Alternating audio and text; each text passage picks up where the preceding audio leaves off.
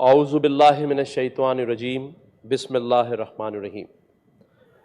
Chairman senate Sajid سنڈرانی صاحب اور یہاں پر موجود تمام ہی senators, governors, chief ministers, speaker صاحب، چیمبر کے جو لوگ یہاں موجود ہیں اور اس سینٹ ہال میں جتنے بھی حاضرین اور ناظرین موجود ہیں، سبھی کو السلام علیکم۔ مجھے ایوان بالا کی آج اس گولڈن جوبلی 50ویں سالگرہ میں آپ نے مدعو کیا، آپ کا شکریہ، اور میں تمام ہی سینیٹرز اور اس ایوان بالا کی شخصیات کو آج 50 سال پورے ہونے پر دل کی گہرائیوں سے مبارکباد دیتا ہوں۔ چیئرمین سینٹ سنجرانی صاحب نے گزشتہ کئی سالوں سے آپ نے جس طرح اس ہاؤس کو چلایا ہے اور آج اس تقریب کا جو اہتمام کیا ہے، اس سے فائدہ اٹھاتے ہوئے میں نے یہ سوچا کہ میں کچھ باتیں، گزارشات آپ کے توسط سے اس ایوان بالا کو گزارش کر دوں۔ 50 سال کی گولڈن جوبلی اور 75 سال کا پاکستان۔ چیئرمین صاحب، ہم بہت ساری باتیں اور تقاریر کرتے ہیں جو بہت ہی خوبصورت اور حسین باتوں پر محیط ہوتی ہیں، لیکن ہمیں یہ سوچنا ہوگا کہ ہم اس پر عمل کروا پاتے ہیں، اور کیا اس ملک میں 75 سال گزرنے کے باوجود ان میں سے کسی چیز پر عمل ہوا؟ ہم ان ایوانوں کی بالادستی اور قانون کا احترام اور سبھی چیزوں کی مصلحت سے گزرتے ہوئے اپنے اس وطن اور اس وطن میں رہنے والوں کو بہت غریب کر چکے ہیں۔ آج پاکستان جن معاشی حالات سے گزر رہا ہے اور اس کے ساتھ ساتھ جس معاشرتی حالات سے گزر رہا ہے، میں جاننا چاہتا ہوں کہ اس کا ذمہ دار کون ہے۔ آج پاکستان کی عوام اور پاکستان دنیا بھر میں $1 اور 2 بلین کے لیے IMF کے سامنے اور ان دوست ممالک کے سامنے جنہوں نے ہمارے سامنے ہمارے ساتھ ساتھ اس ترقی کا سفر جاری اور ساری کیا تھا، تو کیا ایسی وجہ ہے اور کون سے ایسے عوامل ہیں جو وہ تو بہت آگے چلے گئے اور آج پاکستان کہاں کھڑا ہے؟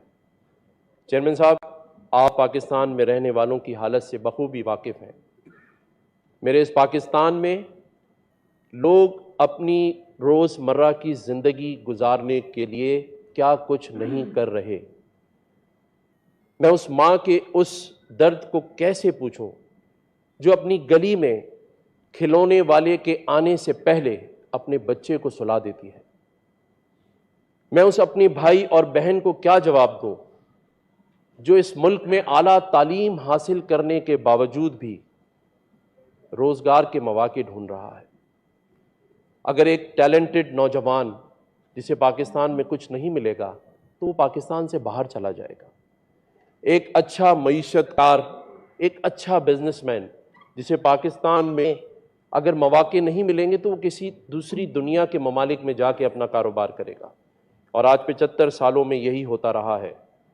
ہم اگر مثال لے لیں بنگلہ دیش کی، تو $97 بلین کے ریزروز کے ساتھ وہ آج دنیا میں اپنا کاروبار کر رہا ہے۔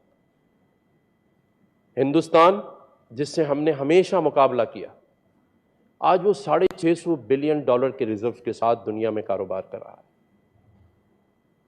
تو آج ہم کیوں 1 اور 2 بلین مانگ رہے ہیں، جبکہ اس پاکستان کے اندر قدرتی وسائل کی مالا مال جسے کہتے ہیں بھرمار ہے، چاہے بلوچستان دیکھ لیں، چاہے خیبر پختونخوا دیکھ لیں، زرعی اعتبار سے سندھ ہو اور یوتھ کے اعتبار سے پاکستان دنیا میں بڑے ممالک میں آتا ہے۔ 60% یوتھ ہے ہماری، لیکن ہم نے کیا کیا اپنی نئی نسل کے لیے، آنے والوں کے لیے، سوائے ان شہیدوں کے جنہوں نے اس ملک کو بنانے کی خاطر جانیں دیں؟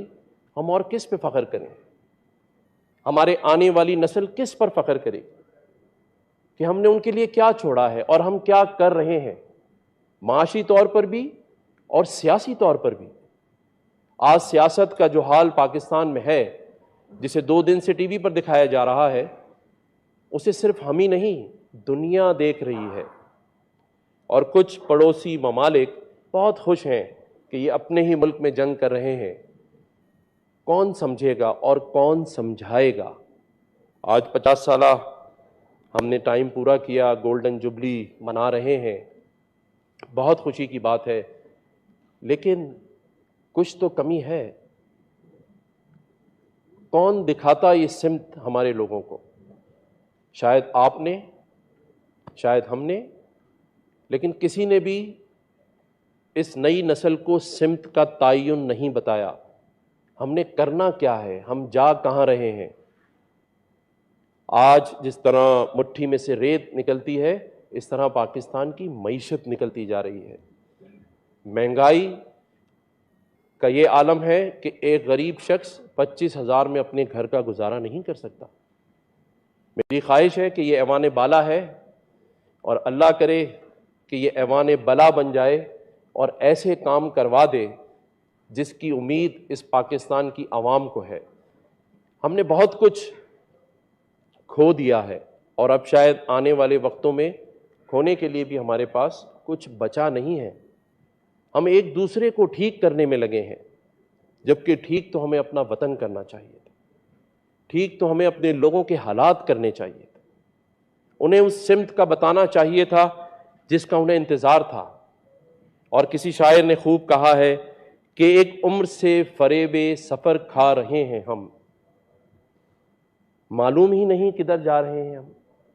تو ہمیں یہی نہیں پتا، ہمیں سمت کا پتہ کرنا ہے، اور سمت ہم لوگوں نے ہی بتانی ہے۔ یہ لوگ ہمارا انتظار کر رہے ہیں، پریشان حال ہیں، اور پھر اس پر ستم یہ کہ ہم قومیتوں میں بٹ گئے، فرقوں میں بٹ گئے۔ آج ہم میں نیشنلزم ختم ہو چکا ہے۔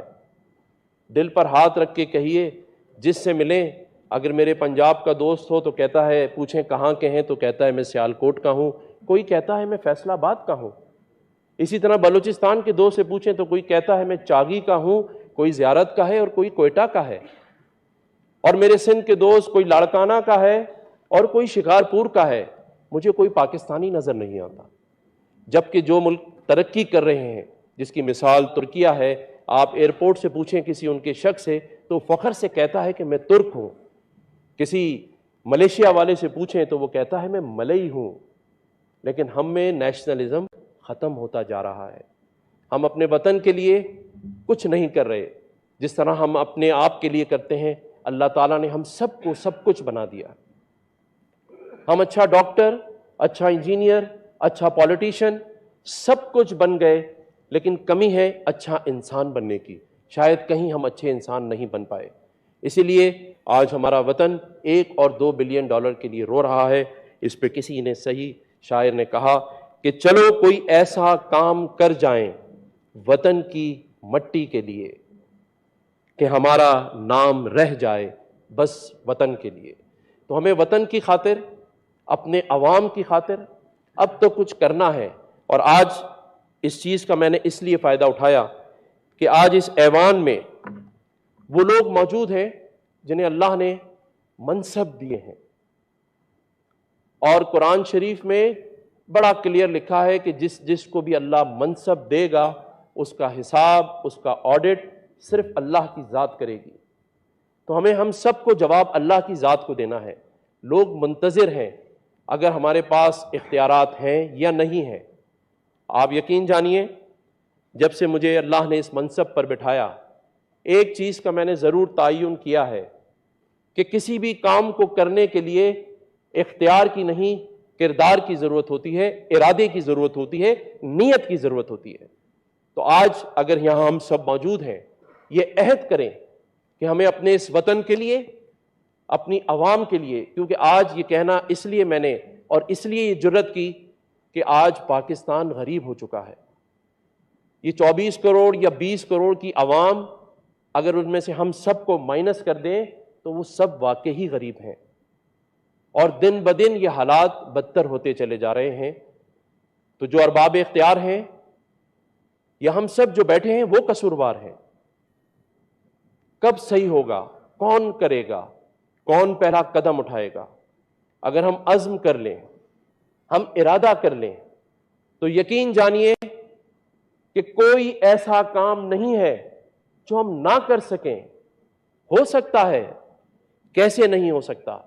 کسی شاعر نے خوب کہا کہ جب اپنا قافلہ عزم و یقین سے نکلے گا، جب اپنا قافلہ عزم و یقین سے نکلے گا، جہاں سے چاہیں گے رستہ وہیں سے نکلے گا. وطن کی مٹی مجھے ایڑیاں رگڑنے دے، وطن کی مٹی مجھے ایڑیاں رگڑنے دے. مجھے یقین ہے کہ یہ چشمہ یہیں سینٹ سے نکلے گا اور نکل سکتا ہے اگر ہم سب کوشش کریں. سب صاحب اختیار ہیں، صاحب ارباب ہیں. صرف کوشش، ارادہ اور نیت کی بات ہے. بات صرف اتنی سی ہے کہ اس ملک کے پاس سب کچھ تو ہے، صرف ہمیں مینجمنٹ کرنی ہے. ہمیں صرف اپنے لوگوں پر اعتماد کرنا ہے. اس ملک میں بڑے بڑے نام ہیں. سلطان علانہ صاحب ابھی مجھے ملے. یہ وہ لوگ ہیں کہ ان کو آگے لائیں، یہ پاکستان کی معیشت کے لیے بہت کچھ کر سکتے ہیں. اور ان جیسے بہت سارے موجود ہیں جو کہ کہیں گمنام ہیں. ہم لاکھ کوششوں کے باوجود اگر 75 سال میں بھی یہ پوچھ رہے ہیں کہ یہ ملک کیسے چلے گا، اور ایک شخص جس کا میں یہاں نام نہیں لینا چاہتا، لیکن اگر وہ اپنی ضد، انا اور اپنی خودی میں اس پاکستان کی سالمیت کو داؤ پہ لگا رہا ہے. ہمارے ملک کی وہ فورسز جو پاکستان کی سرحدوں کی حفاظت کرتی ہیں، آج ان کی سالمیت، ان کے کردار پہ انگلیاں اٹھا رہا ہے اور ہم سب خاموش ہیں. اور میں سمجھتا ہوں کہ سب سے بڑا قصوروار اس ملک میں وہ ہے جو خاموش ہے. کیونکہ اگر یہ خاموشی نہ توڑی اور قدم آگے نہ بڑھائے تو آج پاکستان جن مراحل سے گزر رہا ہے، اللہ نہ کرے ہم بہت کچھ دیکھنے کے لیے شاید اس کے متحمل نہ ہو سکیں. آج اس جگہ سے، اس ایوان بالا سے میری یہ گزارش ہے، اور یہاں جتنے لوگ بیٹھے ہیں، اگر یہ سب عہد کر لیں کہ ہمیں کچھ کرنا ہے، ایک اچھا انسان بننا ہے. کیونکہ اس ملک میں کیا نہیں ہو رہا اور کیا ہوتے ہم دیکھ رہے ہیں. میں اپنے شہر کی مثال دوں، اپنے صوبے کی مثال دوں کہ سمندر ہے اس شہر کراچی میں، لیکن پینے کا پانی نہیں ہے. اس ملک میں روزگار کے مواقع نہیں ہیں، لیکن جب گھر جائے تو بجلی اور گیس بھی نہیں ہے. اس ملک میں جو انڈسٹریلسٹ ہے وہ بھی پریشان ہے، اور جو اس کے ہاں فیکٹری میں کام کرتا ہے وہ بھی پریشان ہے. تو جب سب پریشان ہیں تو آئیں مل کے بیٹھیں، اور وہ لوگ بیٹھیں جو اس ملک کو ٹھیک کر سکتے ہیں. ہمیں ایک دوسرے کو ٹھیک کرنا بند کرنا پڑے گا. ہمیں کچھ دیر کے لیے اس ملک پہ تنقید بھی بند کرنی پڑے گی. چیئرمین صاحب، آپ دنیا میں جائیے، لوگ اپنے ملک کے لیے فخر سے باتیں کرتے ہیں، اور معذرت کے ساتھ ہم جہاز ہو، ریسٹورنٹ ہو، گلی محلہ، سب جگہ بیٹھ کے اس ملک کی برائی کرتے ہیں. ہم شروع ہی اس ملک کی کرپشن سے کرتے ہیں، اس ملک کے اداروں سے ان کے خلاف بات کرتے ہیں. لیکن آج اس کے بدلے کیا ہوا؟ نہ ہمارے یہاں فورن انویسٹمنٹ آتی ہے، نہ باہر سے لوگ آتے ہیں، کیونکہ انہیں اندازہ ہے کہ اس ملک میں تو سبھی خراب ہیں. خرابیاں ہیں، ہم سب سے ہوئی ہیں، اداروں سے بھی ہوئی ہوں گی، پولیٹیشین سے بھی ہوئی ہوں گی، لیکن ان غلطیوں کو اجاگر نہیں کیا جاتا. آج میں اپنے میڈیا سے بھی یہ بات اس ایوان کے توسط سے کہوں گا کہ چھوٹی چھوٹی خبروں کو ڈرامہ اور فلم نہ بنائیے، کیونکہ اس سے ہم پر کوئی فرق نہیں پڑتا. جو دنیا میں ہمیں دیکھ رہا ہے وہ آپ کے ملک میں آنے کے لیے تیار نہیں ہے. ہمیں اپنی ذمہ داری کا احساس نہیں ہے. ہم سب صرف چلا رہے ہیں اس نظام کو، بنا کوئی نہیں رہا. تو چلتے تو رہا ہے اور رہے گا شاید آگے بھی، لیکن بنانے والے بن جائیں. اگر ہم سب یہ عہد کر لیں تو ہمیں کوئی دن نہیں کہ ہم دور ہٹ سکیں. حالیہ دنوں میں خیبر پختونخوا میں اور کراچی میں دہشت گردی کے واقعات ہوئے، اسے بھی میں ان لوگوں کے لیے جنہوں نے یہ کیے ہیں ان کے لیے ایک شعر کہنا چاہتا ہوں کہ نہ منہ چھپا کے جیے ہم، نہ سر جھکا کے جیے، ستم گروں کی نظر سے نظر ملا کے جیے، اب ایک رات کم ہی سہی، اب ایک رات کم ہی جیے تو کم ہی سہی، یہی بہت ہے کہ ہم مشعلے جلا کے جیے۔ میری خواہش اور کوشش ہے کہ اللہ تعالیٰ ہمارے اس وطن کو ہمیں یہ توفیق دے کہ آج ہم یہ عہد کر کے نکلیں کہ جس کے پاس جو بھی اختیار ہے اس کا استعمال اپنی ذات کے بجائے اپنی عوام، اپنے ملک کی خاطر کرے گا۔ اور آخری شعر کے ساتھ میں اجازت چاہتا ہوں،